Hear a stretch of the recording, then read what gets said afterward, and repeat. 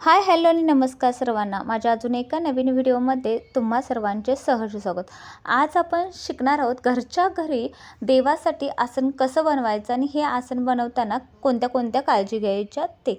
यानंतर हा व्हिडिओ शेवटपर्यंत बघा, कारण शेवटी एक मी तुम्हाला ट्रिक सांगणार आहे, त्यामध्ये तुम्हाला समजू शकतं की आपल्याला काय करता येईल. यासाठी लागणारे साहित्य आहे एक ग्लास, कात्री, पट्टी मोजमाप करण्यासाठी, त्यानंतर पेन, तुमच्याकडे जे कापड असेल ते ब्लाऊज पीसचं असेल तर ते चालेल, भरजारी साडीच्या एखाद्या काठाचं असेल ते चालेल, किंवा मी जसं वेल्वेटचं वापरलं ते जरी असेल तरी चालेल. वेगवेगळ्या प्रकारच्या बाजारपेठेमध्ये लेस मिळतात. इथे तुम्ही 10 रुपयेपासून 20-25 रुपयेपर्यंतच्या कोणत्याही लेस तुम्ही वापरू शकता, अगदी तुमच्या इच्छेप्रमाणे.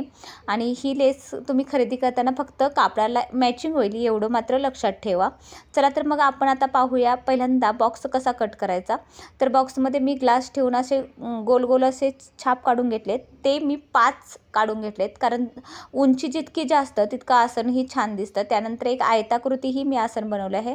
या आसनासाठी मी 5 असे आयताकृतीही कट करून घेतलेले आहे. पहिल्यांदा सुरुवातीला एक आयताकृती कट करून घ्यायचा आणि त्यानंतर ते सगळं ठेवून असे 5 प्रकारचे आयताकृती काप काढून घ्यायचे. आणि हे काप काढल्यानंतर हे एकावर एक असे आपल्याला चिकटवायचे आहेत. हे चिकटवताना काळजी घ्यायची. यासाठी तुम्ही गम वापरू शकता, किंवा जी इलेक्ट्रिक गन असते, आपण जी उलन मॅटसाठी वापरली होती ती वापरली तरीसुद्धा चालतं. आणि आता पहिल्यांदा आपण कापड कट करून घेऊ. हे कापड कट करताना तुम्हाला जो गोल आहे त्याच्यापेक्षा थोडंसं जास्त गोल आकाराचं कापड कट करायचं आहे.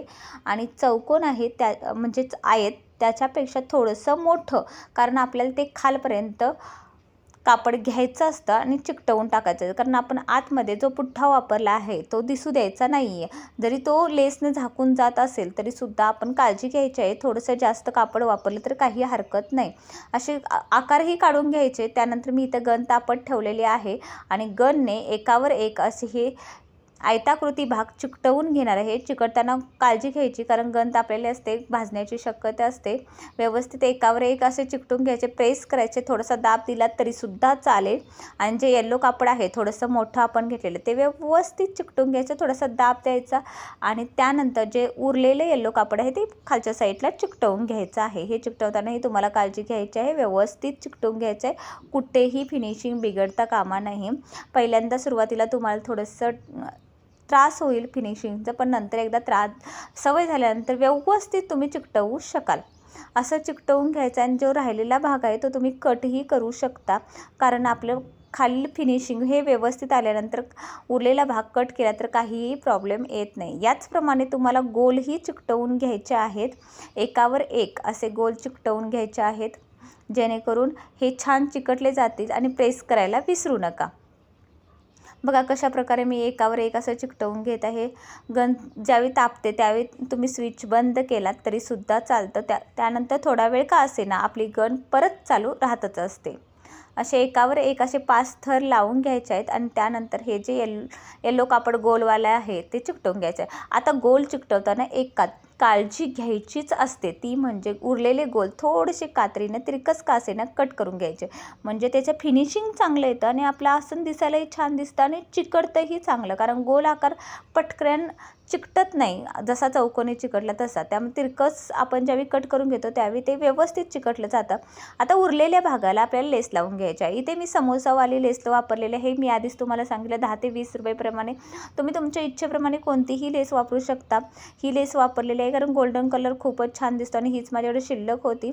छान दिसते बघा. मात्र मी ही लेस वापरताना जो समोसेचा आकार आहे तो खालच्या साईडला केलेला आहे, कारण जी लेस आहे येल्लो कलरची वरचीवाली ती खूप छान दिसत होती आणि समोसावाली लेस जी खाली आहे ती एकदम छान दिसत होतं, म्हणून मी त्या पद्धतीनं वापर केलेला आहे. इथे गोललाही मी वेगळी लेस वापरली आहे. ही पूर्ण गोल्डन लेस आहे. अगदी एखादा राजेशाही बेड असल्यासारखं हे दिसत आहे, बघू शकताय तुम्ही. याचप्रमाणे तुम्ही कानासाठीही मोठा बेडही बनवू शकता. हा मी छोट्या आकारात बनवला आहे, तुम्ही मोठ्या आकारातही बनवू शकता. याचे लोडही बनवू शकता. याचंही मी तुम्हाला एक ट्रिक पुढे दिलेलीच आहे. हे चिकटवताना तुम्हाला काळजी घ्यायची आहे. बघा आपलं फिनिशिंग बिघडणार नाही हे महत्त्वाचं, कारण सगळं काही डिपेंड आहे ते फिनिशिंगवरती. जितकं तुम्ही छान फिनिशिंग कराल तितका तुमचा व्हिडिओ आकर्षक आणि आसनही छान दिसेल. त्यानंतर हे चिकटवताना शेवटच्या टोकाला व्यवस्थित चिकटवून घ्यायचं आहे, कारण लेस निघू नये याची सुद्धा काळजी घ्यायची आहे. किती छान दिसतं बघा. आता ती लेसची उरलेली आहे ती कट करून घेऊ एका साईडला चिकटवल्यानंतर, कारण दिसायलाही खूप छान दिसतं.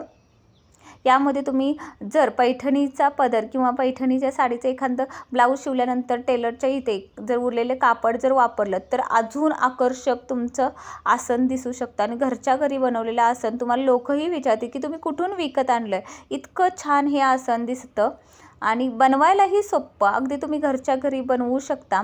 यानंतर मी इथे काय केलेलं आहे, याच आसनाला जे आपले धाग्याचे रीळ असतात ते संपल्यानंतर आपण फेकूनच देत असतो, तर त्याचाही मी उपयोग तुम्हाला सांगितलेला आहे. ते रीळ काय करायचे पुढे दाखवतेच आहे. तर ते रीळ पूर्णपणे येलो कापडामध्ये, म्हणजे जो तुम्ही कापड वापरणार आहे त्या कापडामध्ये गुंडाळून घ्यायचे, अगदी लोडसारखे बनवायचे. आणि लोड बनवल्यानंतर तो लोड चिकटवून द्यायचा आणि त्यानंतर दुसरे 2 रीळ या साईडला आणि या साईडला तुम्ही वापरू शकता साईजनुसार. खूप छान दिसतं, अगदी आकर्षक सिंहासन असल्यासारखं दिसतं. तर बघा मी इथं तुम्हाला दाखवलेलं आहे. हे आसन छोटं असल्यामुळे एका रीलचे 2 भाग केलेले आहे. हे मोठं रील, ह्याला येलो कापड गुंडाळून तुम्ही असं चिकटवू शकता. मी इथं चिकटवलेलं नाही आहे, पण तुम्हाला दाखवते आयडिया की इथं असं चिकटवू शकता. आणि एका रीलचे 2 भाग केलेले आहेत, ते सुद्धा याच ठिकाणी आणि या ठिकाणी लावून खूप छान आसनही तयार होऊ शकतं. आपल्याकडे फक्त क्रिएटिव्ह माइंड पाहिजे आणि त्यानंतर खूप छान असं दिसतंही. तर आजचा हा व्हिडिओ तुम्हाला कसा वाटला, आवडला असेल तर लाईक आणि सबस्क्राईब करायला विसरू नका.